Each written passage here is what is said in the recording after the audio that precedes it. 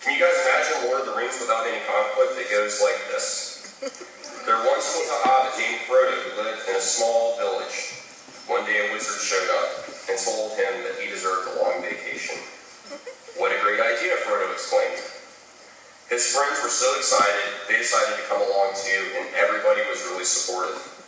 They planned everything ahead on TripAdvisor and Airbnb. Sam wanted to go to Cancun to work on his tan, but in the end they decided to go to this great place called Mount Doom because there was a special for frequent flyer miles. The trip went so smoothly, they couldn't believe it. At one point, they weren't sure which way to turn, and so they hired a wonderful guide named Smeagol, who turned out to be completely trustworthy and just precious. When they arrived at Mount Doom, they took a look around and patted each other on the back. They gave each other high fives and said, let's take a picture, post this on Instagram, and head home.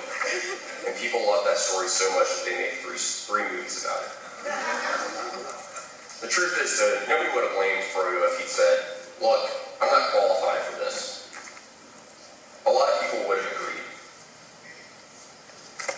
Nobody would have blamed Atticus Finch if he had said, you know what, this job just doesn't pay enough to pay my mortgage. I don't want to step on my neighbor's toes. My kids are too young for this. A lot of people actually would have agreed.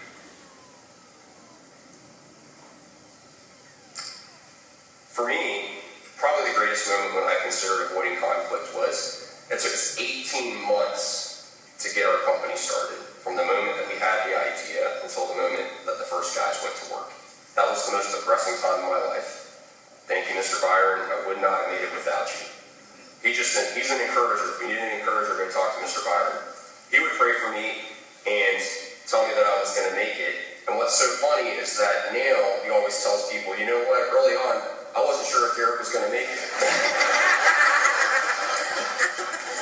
Oh, that's a good coffee break right there. So, Pete and I, he's my co-founder, and he went to law school. We decided we were going to take a cross-country road trip to visit other models of what we thought we wanted to start. And so, the second day of the trip, we were in Texas, and Pete's transmission blew out. 23 years old, we're broke. Pete's got a fiance at that point. He's trying to figure out how to provide for her. And we had two options. One was to buy another car and keep going. Another one was to buy bus tickets and go home. And we thought about it, and we realized that, buying bus tickets and going home would have been kind of the responsible and logical thing to do. We tried. We did our best. We would have gone home, tried to get normal jobs, we would have done normal things with our lives. But we realized that if we decided to buy bus tickets and go home, then we would have set a pattern for our lives, where every time the transmission blew out, we would have bought bus tickets and gone home. And we both realized that neither of us wanted to raise children whose fathers told really lousy stories like that. So I made Pete buy a car. He bought a Ford Focus. We named her Adrian after the town where the transmission blew out in. And the salesman, we were going back to get our stuff out of the old car, and he was just yapping, and I couldn't get him to be quiet, so I tried to turn on the CD player, and it wouldn't work. And so the salesman got pretty nervous, and half an hour later, he actually had a screwdriver down in the CD player. And when he finally pulled out the CD that was lodged in the CD player, he gave it to me. And I took the CD out, and I looked at it, and written on the CD was the words, God has a plan. Yeah. At the time, I just threw it out the window. I thought it was the silliest thing.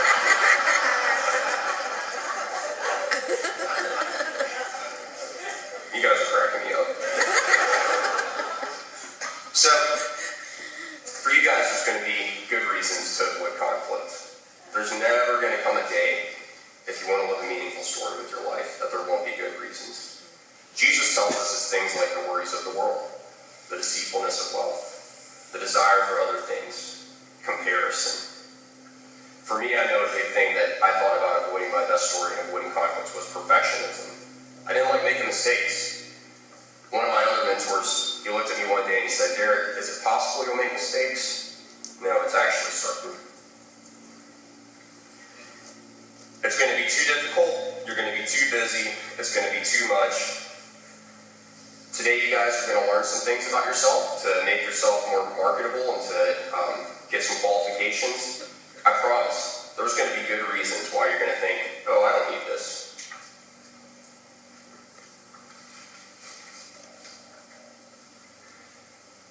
If you choose to live a great story, you're going to face significant challenges, and a day will never come when you couldn't walk in a different direction. Here's the thing, though, about Pete and I's experience. When our transmission blew out, I know if we would have bought bus tickets and gone home, we wouldn't have made it this far. Here's the thing about conflict. I'm convinced in my heart that if that transmission hadn't have blown out, we also wouldn't have made it this far. And here's the reason why. It taught us things about friendship. It taught us things about perseverance.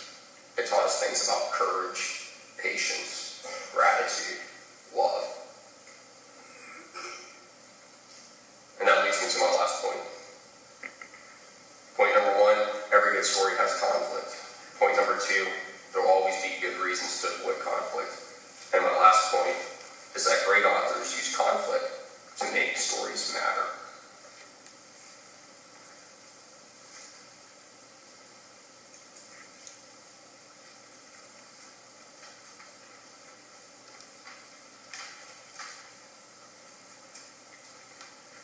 Great authors write their stories specifically for the human heart. They don't care about anything else. That's why great authors can take a hobbit, a small-town attorney, a teenage mutant ninja turtle. It doesn't matter. It doesn't matter what you do in life. It matters who you are. Great authors know that what reveals the human heart more than anything else is conflict. Conflict is to our hearts what fire is to gold. So when Harper Lee introduces conflict to Atticus Finch reveals the heart of Harper Lee by teaching the rest of us about morality, integrity no matter what, and doing what's right regardless of the cost. When Tolkien introduces conflict to Frodo reveals Tolkien's heart by teaching us about courage, sacrifice, friendship, and what any hobbit could do if they could only summon the faith. When the author of Abraham Lincoln's story introduces conflict to Abraham Lincoln, he reveals the heart of his author by teaching us about patience and perseverance, hope, humility, and how one man's iron will can save an entire nation. Great authors only introduce conflict to characters that they know can be great. So I'm in a room full of really great characters. And the way that great characters respond is this. They love their author so much that they will give their entire lives back. And in the process, they'll understand their author better and they'll understand themselves. Here's what's really special, is that they'll also do it for other people. Because we have the benefit of looking at these folks' stories, and we can be inspired by them. And I would argue that the same thing is true about you. So maybe there's a challenge you don't think you can overcome. What if there's a lot of people facing that challenge, and the author of your story scanned the entire world looking for one person to reveal his heart to everyone that you can't overcome, and he's chosen you? Maybe it's a mistake that you've made or a relationship that's fallen apart. The author of your story has scanned the entire earth looking for one person to reveal his heart to everybody for redemption, and he's chosen you. You're struggling to find a job. Lots of people are struggling to find a job. What if the author of your story has scanned the entire earth looking for one person to reveal his heart to all? That there's reason to have hope, there's reason to have courage, there's reason to keep going on, and he's chosen you. I think that all of our fears are tied to death, and so I believe that the author of my story scanned the entire earth looking for one person to reveal his heart to all, that death shouldn't have a hold on us. And because he couldn't find anybody else, he did it himself. So, I'm going to conclude with this. You guys are all here to get jobs and to be qualified and to learn a lot, and that's exactly what you're going to do. This entire world goes based on your own qualifications. It's what you can and you can't do. That's how the world works. But I want you guys to leave here living your best story today. And for me, that includes Jesus. And so, what I want you to feel more than qualified is justified. And the way that I would explain that best is this. You come here today, you learn a lot, you're ready to rumble. You find the perfect job just for you. You go to the interview. And when you get there, you walk into a room and you find out it's completely full. There's a ton of applicants, and your heart sinks. You look down and you're wearing a red shirt and jeans. You forgot to put on your best clothes, and your heart sinks. You notice that Mr. Byron's there. He's the former CEO of Fisher-Price. He's applying for this job. He's very qualified, and your heart sinks. And you realize that there's no way that you're ever going to be good enough for this job. Someone comes up to you, and let's call him Jesus. And he says, listen, I've noticed that you are not qualified for this job. But here's the thing, nobody in here is. There's not a single person in this room that's qualified for this job. I'm the only one that's qualified. And so what I want you to do is let me go in here and take your place, and I can get you this job. And you start thinking to yourself, holy smokes, what in the world is this going to cost me? And so you ask, you say, what's this going to cost me? And he tells you, it's not going to cost you anything. And it's also going to cost you everything. And you may be a little confused. And he says, listen, just believe in me. And that's it. So as you guys are working through this process, don't ever forget where your real value lies. All right, gang. Get out there and live your best story. I'm excited to see what God does.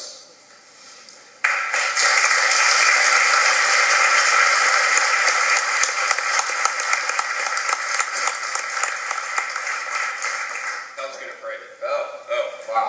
Can I pray? Are you sure? Sometimes I mess up when I pray.